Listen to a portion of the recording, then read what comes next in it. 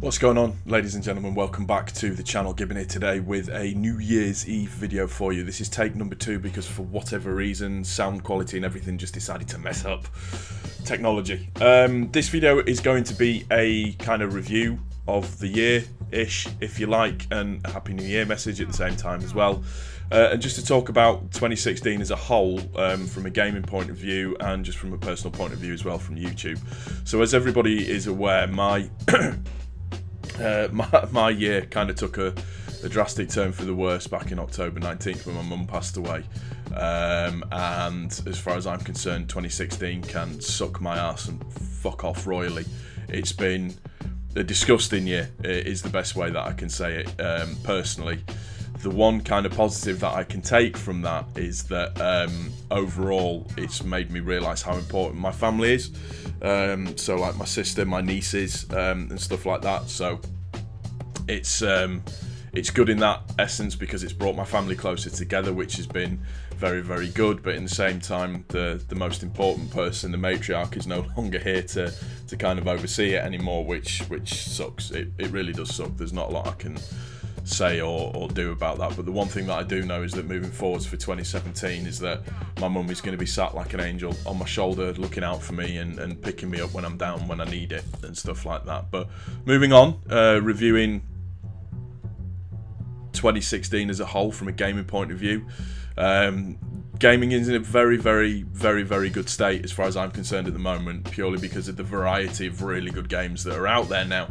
So if I was to list my favourite games from this year so far, I would say Overwatch number 1, I would then say Titanfall 2, I would then say Battlefield 1, honourable mention for Doom. That game was brilliant while it lasted. God, they got that game so wrong, unfortunately. Rainbow Six Siege, again, shit at the start of this year, but they've listened to the community and the game's just gotten a hell of a lot better. I'm not putting Infinite Warfare in there because Infinite Warfare has been a massive letdown in terms of the actual game itself. I enjoy the game, I don't play it that much. It's not the game that I would go to if I was going to be playing it, and that if I wanted like a quick half an hour or an hour of just forgetting shit and just getting on and playing, purely because Titanfall, for me, as you can see by the gameplay in the background, has taken over that mantle for me. I can sit down and I can play Titanfall for a couple of hours, no problems, no questions asked, and it's a great game to play. The same with Overwatch as well. I actually have a desire to play Overwatch and Titanfall and Battlefield 1 and that kind of stuff, and I just don't for Infinite Warfare. I think Infinite Warfare has signalled a massive change for gaming and content, where people are now suddenly starting to realise that you need to have way more variety on your channel. It's not just purely about a game anymore and getting the views because of a game.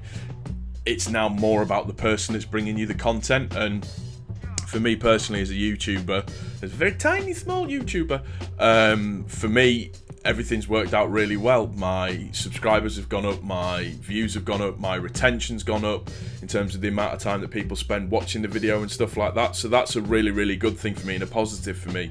Whereas I know a lot of other YouTubers have really struggled because they pin all their hopes to one game, and it's just not about that anymore. YouTube isn't about that anymore. YouTube is about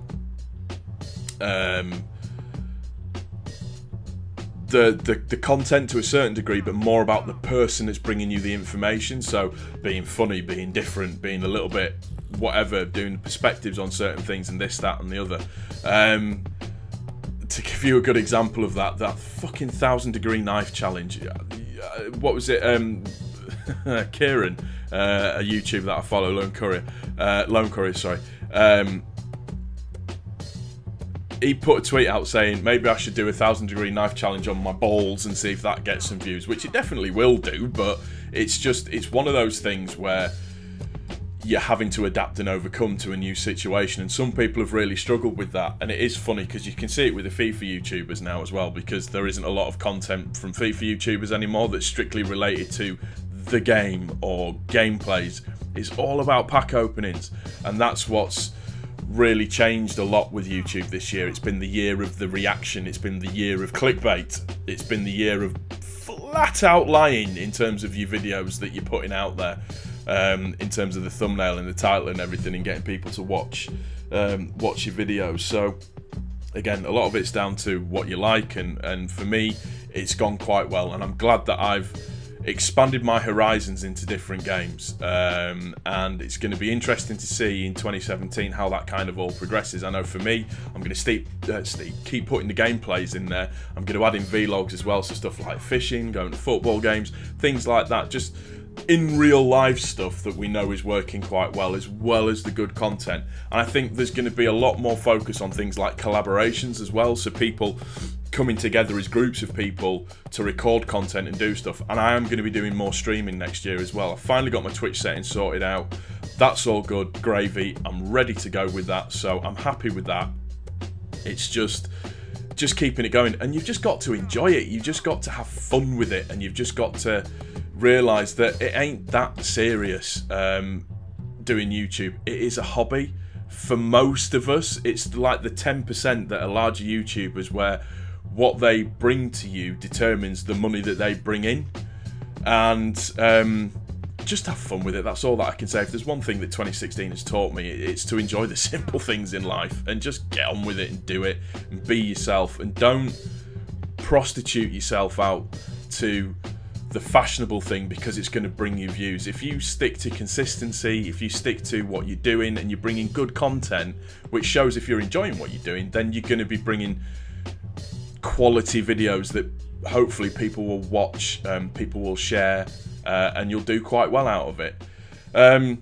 I'm looking forward to next year, definitely, in terms of from a gaming point of view. There's some really nice games that are going to be coming out. Also as well, I'm going to get to improve my setup a little bit more. So my PC that I've got, I'm looking at increasing, just getting an overall better PC that's going to allow me to do things a little bit better than what I have been doing. So from a streaming point of view, so from the content that I'm bringing, so when I'm streaming live on certain platforms, that the quality is just going to be there, which is good from that point of view. My vlog side of things, I'm looking at doing maybe some more training vlogs, some more in real life stuff, so going out taking the dog for a walk, going on trips, going to football matches, that kind of stuff, and bringing some real nice variety. And again, I'm using this word a lot, but bringing the variety to the channel that is going to make a huge difference, and keep the consistency going. Because one of the big things that you will find, if that you stick to one thing and it's not going quite well, you can burn out quite quickly.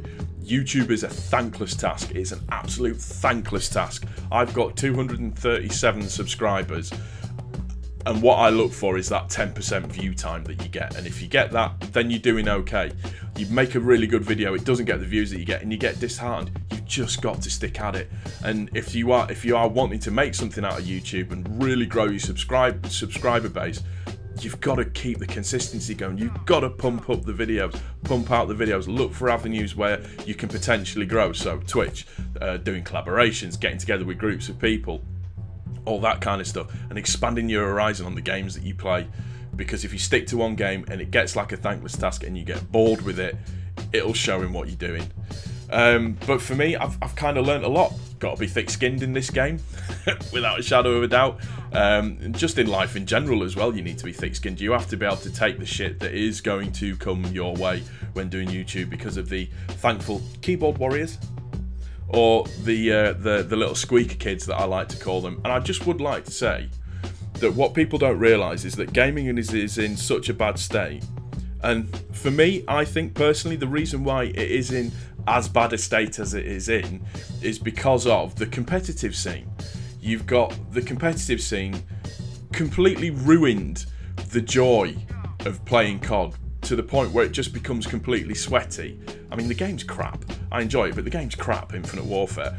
But when you want to play casually, you just can't anymore, because the lobby is that filled with sweat. You need goggles, breathing apparatus, a wetsuit, diver's helmet, some form of torch, and a cross, because it's just the devil's own work in that world at the moment, which is why it's taken such a decline. It's so annoying to get into a lobby with people now where you just can't sit down and enjoy it. And that's why I like playing Titanfall, like you can see from the gameplay in the background, because you can just relax and play it and enjoy yourself. That's the whole idea of gaming. That's why I do gaming. And if I can be funny and entertaining and bring interesting stuff at the same time off of the back of doing something that I enjoy, that's a hobby, fantastic. That's the great thing, and that's what makes it interesting. I don't know if that was a review or a rant, not sure. Anyways, Happy New Year to everybody. I hope you enjoy it. Be safe, enjoy yourself, be with your family. If you're going to get drunk, be safe. But just have a good time. And here's to 2017. Let's hope it's a fucking better one, because God knows it's needed. If you've enjoyed the video, guys, click the like button. If you're new to my channel, please also don't forget to subscribe. I love you all. Thank you. Peace.